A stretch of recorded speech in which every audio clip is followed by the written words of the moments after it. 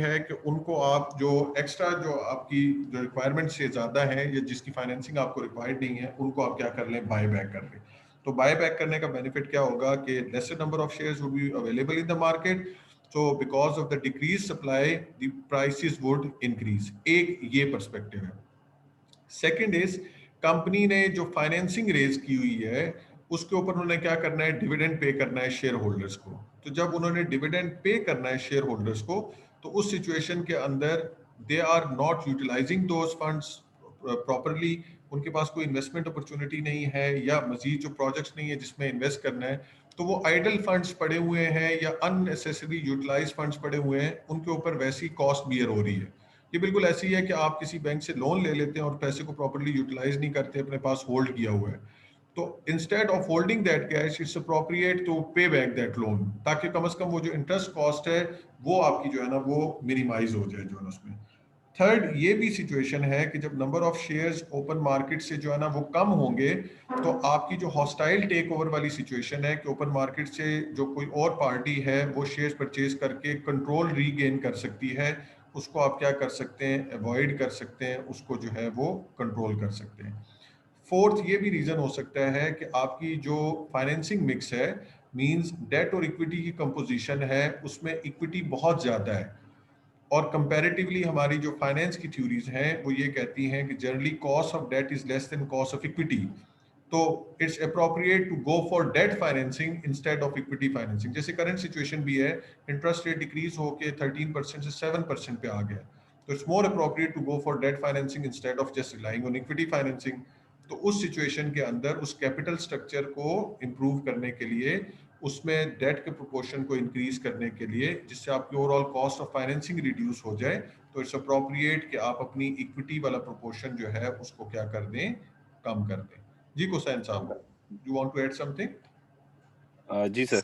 जी sir जी मेरी दो क्वेश्चंस हैं। नंबर वन कि ये जो ट्रेजरी आप शेयर्स हैं इसके जब ऑर्गेनाइजेशन बाय बैक करती हैं तो ये कहीं पे रिपोर्ट कर रही होती हैं अपने कहीं पे किसी डॉक्यूमेंट में, या कोई जी इनके ऊपर कंप्लाइंस होती है कि ये इन्होंने करनी है? जी, मतलब ये कंपल्शन नहीं है कि उन्होंने बाय करने, it depends on the company policy, because ये अभी कॉमन स्टॉक के आगे करेक्टरिस्टिक्स को भी हम डिस्कस करेंगे, तो उसमें ये है कि this is a permanent source of financing. Permanent source of financing इस तरह से कि जब आप बॉन्ड्स इशू कर रहे होते हैं तो एक स्पेसिफाइड टाइम पीरियड के लिए करते हैं। फॉर एग्जांपल 3 इयर्स बॉन्ड है, 5 इयर्स बॉन्ड है, 30 इयर्स बॉन्ड है, तो इट मींस 30 ईयर के लिए लोन ले रहे हैं, 30 इयर्स के बाद आपने उसको क्या करना है, रीपे करना है। But when we are offering the shares, so since a company is a going concern, it has indefinite life. तो उस सिचुएशन के अंदर कंपनी के ऊपर कोई बाइंडिंग नहीं है कि as long as it is operational, तो वो जो फंड्स हैं वो क्या करेगी, पे बैक करेगी शेयर होल्डर्स को। कंपनी के ऊपर सिर्फ बाइंडिंग तब आएगी जब कंपनी लिक्विडेट होगी। उससे पहले अगर शेयर होल्डर्स को फंड्स चाहिए तो open stock market is there, they can go and they can sell their shares. तो अब बाइंडिंग तो नहीं है, लीगल बाइंडिंग नहीं है, but if the company feels it appropriate कि उनको जो है वो बहुत ज्यादा शेयर्स इशू हुए हैं, ये जो कुछ रीजंस मैंने आपसे डिस्कस किए हैं, इनमें से किसी भी रीजन की वजह से कंपनी बाय बैक करना चाहती है तो वो कर सकती है। अब दूसरा क्वेश्चन ये जो आपने कहा इसको रिपोर्ट करेंगे, तो बिल्कुल रिपोर्ट होंगे। अब देखें, जब आपने शेयर्स इशू किए थे तो एक साइड पे आपके पास कैश इंक्रीज हुआ था, दूसरी साइड पे आपकी ऑनर्स इक्विटी या इशूड कैपिटल इंक्रीज हुआ था। तो जब शेयर्स बाय बैक करेंगे तो यही ट्रांजैक्शन आपकी रिवर्स हो जाएगी। तो रिवर्सल में क्या होगा कि आप कैश पे बैक कर रहे हैं, कैश एसेट आपका डिक्रीज हो जाएगा, दूसरी साइड पे जो आपका इश्यूड कैपिटल था, जो ऑनर्स इक्विटी थी या शेयर होल्डर्स इक्विटी है, उसमें से भी ट्रेजरी स्टॉक को क्या कर देंगे, माइनस कर देंगे। तो ये बिल्कुल रिपोर्ट होता है। मैं समझ गया। यानी उसकी फाइनेंस आप जो इन्वेस्ट कर रहे हैं जी वो जब उसकी फाइनेंशियल रिपोर्ट देखेंगे ऑर्गेनाइजेशन की, जी तो उसके इस तरह की वेरिएशन से वो जज बिल, कर सकते हैं कि वो किधर शिफ्ट कर रहे हैं। बिल्कुल ऐसे, बिल्कुल वहां पे स्पेसिफाइड और होगा। सर दूसरी दूसरी बात मेरी ये थी कि हम जो अभी बात कर रहे हैं डिस्कशन, ये बड़ी ऑर्गेनाइजेशन के रिस्पेक्टिव से कर रहे हैं। जी तो जो छोटी ऑर्गेनाइजेशंस हैं उनको जब वो, यानी जैसे आपने वो प्रिंसिपल की बात की कि जो कॉस्ट ऑफ इक्विटी है वो जी डेट इक्विटी वो डेट फाइनेंसिंग से जी यानी ज्यादा होती है। जी तो जी जो छोटी ऑर्गेनाइजेशंस हैं वो जब डेट फाइनेंसिंग की तरफ जाएंगी तो वो उनको तो उस तरह के प्लान्स नहीं मिलते हैं जो बड़ी ऑर्गेनाइजेशन के पास लेवरेज होता है। जी तो बिल्कुल उनको ऐसे ही क्या, है। उनके लिए क्या मोड ऑफ एक्शन होना चाहिए? उनके लिए कैपिटल स्ट्रक्चर की एक थ्योरी है which says it's a trade off theory जो है ना उसमें। तो trade off theory specifies that you have to trade off between the cost and benefit of equity financing and debt financing. So if equity financing is cheaply available, go for equity financing. If debt financing is cheaply available, go for debt financing जो है ना उसमें। तो wheresoever they feel it appropriate that they have more bargaining power and they can reduce their cost of financing, they can go for that particular option जो है ना उसमें।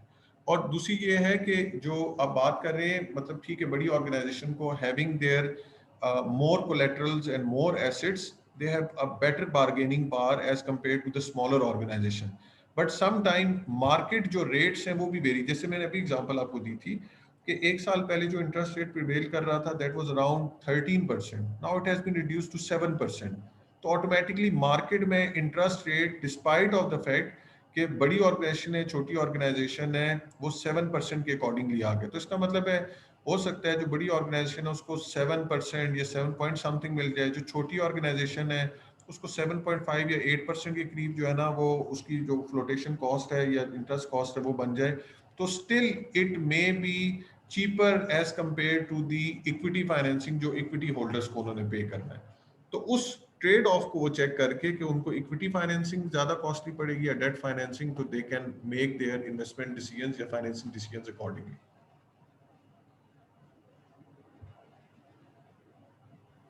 Sir इसमें जो इंटरेस्ट फैक्टर है उसको कैसे अकाउंट फॉर करेंगे कि इंटरेस्ट इन टर्म्स ऑफ यानी रिबा? किस किस पर्सपेक्टिव में, जो डेट फाइनेंसिंग है? जी सर। तो ठीक है, आप इस्लामिक मोड ऑफ फाइनेंसिंग के थ्रू चले जाएं। आप वो जो जिस हम बात कही थी किसी ने अभी यहाँ पे कि सुकूक जो है ना वो इशू किए हैं, तो जो आपकी इस्लामिक मोड ऑफ फाइनेंसिंग है उसमें आप क्या करें, बॉन्ड्स इशू करने की बजाय सुकूक्स को इशू कर देते हैं जो है ना उसमें वो परचेज कर लेते हैं, या जो आपके इस्लामिक फाइनेंशियल इंस्टीट्यूशंस अवेलेबल हैं उनके जरिए जो है ना वो आप फाइनेंसिंग को जो है ना वो कर लेते हैं। तो at the end of the day it दो फैक्टर्स हैं। एक तो वो कॉस्ट वाला फैक्टर है ना कि आपको ज्यादा पड़ रहा है या कम पड़ रहा है। दूसरा ये है कि ये इस्लामिक पर्सपेक्टिव है कि आप इस इररिस्पेक्टिव ऑफ द कॉस्ट आप उस कन्वेंशनल फाइनेंसिंग की तरफ जाना चाहते हैं या नहीं जाना चाहते। तो उसमें तो कॉन्टेक्स्ट ही डिफरेंट हो जाता है ना। अब एक बंदा है वो कहता है कि मैंने इंटरेस्ट बेस्ड फाइनेंसिंग करनी ही नहीं है, इररिस्पेक्टिव के सस्ती मिल रही है या महंगी मिल रही है जो है ना उसमें। तो उसमें तो फिर आपकी चॉइस ही वेरी कर जाती है। अगर आप जो है वो रिबा फ्री फाइनेंसिंग के ऊपर जाएंगे तो despite of the fact it is costly, but still your choice is कि you are not interested in the interest based financing, तो you will opt for it.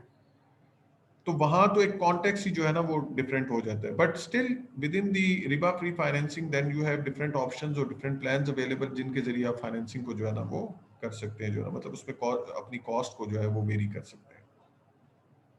Sir thank you. Thank you ji. I think that's enough for the day. I'll share these slides with you along with the slides of the first chapter. Kindly go through them, especially for this chapter, the shareholders, so that in the next class, when we will discuss these things, तो आप लोगों ने उसको पहले से पढ़ा हो ताकि इफेक्टिवली अच्छे तरीके से हम डिस्कस कर सकें। Although it's a good, I think it was quite a participative session. आपकी तरफ से भी काफी अच्छे वैलिड क्वेश्चन भी जो है ना वो हुए हैं, उसके अगेंस्ट जो आंसर्स भी हैं वो भी हैं। But there are but still there are a few people, there are 8 to 10 people who are actively participating. So within the class of more than 45 students, I think the remaining 30-35 students should also proactively participate with us. तो ठीक है, it's good कि you give opportunity to the other people. कुछ लोग इस वजह से भी नहीं बोल रहे होते कि वो दूसरों को मौका दे रहे होते हैं, लेकिन एटलीस्ट इतना भी मौका ना दें कि 3 घंटे में आप खुद से जो है ना कोई एक सवाल पूछे भी या उसका जवाब ना दे जो है। ठीक है Sir, towards a lighter note, I want to share an example, sir, ji if you allow me, sir. जी जी जी। ये आपने जो ट्रेजरी स्टॉक की बात की थी ना सर, इसकी बेस्ट एग्जांपल है मलिक रियाज साहब बैरिया टाउन। सही है जब वो स्कीम लॉन्च करते हैं सर तो हजारों फॉर्म मार्केट में आ जाते हैं। जी उनके पास अगर 1000 प्लॉट है तो 5000 तो वो फॉर्म जनरेट कर देते हैं सर। ठीक है उसके बाद वो मार्केट इंक्रीज होती जाती है और उसके कुछ अरसे के बाद वो बाय बैक कर लेते हैं फॉर्म्स को। ठीक है तो I think he also generate the fund in the same way. वो एक कॉन्टेक्स्ट जो है ना वो डिफरेंट है जो है ना उसमें देखें, उसके अंदर तो ये है कि आप जो है ना वो अपनी फाइनेंसिंग जो है उसको इंक्रीज कर रहे हैं डिस्पाइट ऑफ द फैक्ट कि ग्राउंड रियलिटी में आपके पास एसेट नहीं है या कोई पोजीशन नहीं है। और दूसरा वो अच्छा। ज्यादा ज्यादा वो जो इंक्रीज करने की रीजन वो ये भी है कि वो डिमांड इंक्रीज हो रही होती है। फॉर एग्जांपल आपने कहा जी कि 500 जो है ना वो प्लॉट्स बिक गए हैं, कि 5000 प्लॉट्स बिक चुके हैं, 5 लाख फाइल्स बिक चुकी हैं। तो जितना ज्यादा वो क्यूरियोसिटी क्रिएट होती है, जितनी ज्यादा डिमांड जो है ना वो क्रिएट होती है, ऑटोमेटिकली प्राइसेस बढ़ती हैं। वो एक डिफरेंट जो है ना वो कह लें कि नॉर्म के साथ जो है ना वो प्ले कर रहे हैं वहाँ जो उनकी। Sir ji ji please. तो वो एक कॉन्टेक्स्ट जो है ना वो डिफरेंट है। जी हाँ, ये सर मेरी स्टॉक या कॉर्पोरेशन का जो पर्सपेक्टिव है ना वो थोड़ी सी डिस्कशन डिफरेंट आ जाता है, तो वो इस पे जो है ना वो दोस्त आ गए अली इधर। जी सर अटेंडेंस का क्या करेंगे इंशाल्लाह फिर? ये अटेंडेंस में वो स्नैपशॉट ले मुझे पता है कि आप आप कितने आपने ले लिए इस सर? वक्त ब्रेक करने के लिए वो आधे घंटे से पर तोल रहा है, तो आप सवाल पूछें, शर्म करें। हेलो दोस्त आ गए अली इधर। सॉरी क्या हुआ है? हेलो जी जी मैं कह रहा हूँ सर आपने स्क्रीनशॉट्स ले लिए? जी जी मैं ले चुका हूँ जो है ना वो ड्यूरिंग द क्लास हो चुके हैं दोनों।